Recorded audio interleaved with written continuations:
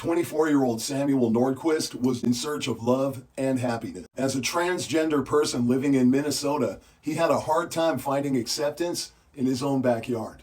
Sam posted almost every single aspect of his life on the internet. If you were a part of the transgender community, then you've seen Sam on TikTok. But in December of 2024, Sam traveled from Red Wing, Minnesota, all the way to Hopewell, New York, because seemingly Sam had found love. And Sam thought he was going to make a new life and have new love with Precious Arzuaga. But soon after arriving in New York, Sam wasn't posting on TikTok anymore. No more live streams, no more lip syncing to all that music. And then in February in upstate New York, police made a chilling discovery. And that's when they found Sam's body in numerous pieces in plastic bags, buried in a field. As they unraveled the pieces to this story, it was far more cruel than anyone imagined. You see, Sam had been living full-time in a room at Patty's Lodge.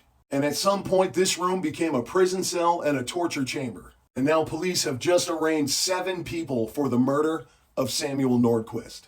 Tonight, 7 accused killers facing a judge in Ontario County, each charged with murder in the death of a transgender man. When our community is already, oppressed upon, how they could do that to somebody part of their community. The Ontario County courtroom was packed this afternoon, and this is the first time we're seeing all 7 suspects face a judge in this case. All are facing first-degree murder charges in the death of 24-year-old Sam Nordquist, who was a transgender man from Minnesota.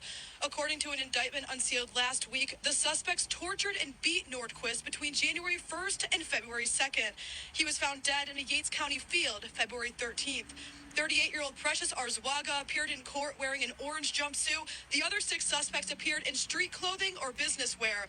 All entered pleas of not guilty for all charges. Many of you were quick to jump to the conclusion that obviously this is some sort of a hate crime, an anti-trans act of violence. But these were members of his own community that held him hostage for a month. In fact, Precious Arzuaga also had 2 children, which she also compelled to torture him throughout the time that they were holding him hostage. Jennifer Quiliano, aka Brooklyn, who has a history of violence, was recently smashing out people in jail. Now, I don't personally understand or relate to this lifestyle, but the type of horror and violence that this young person faced is something that no person of any orientation should have to face in their search for love. And we can only hope that now Sam finally has peace.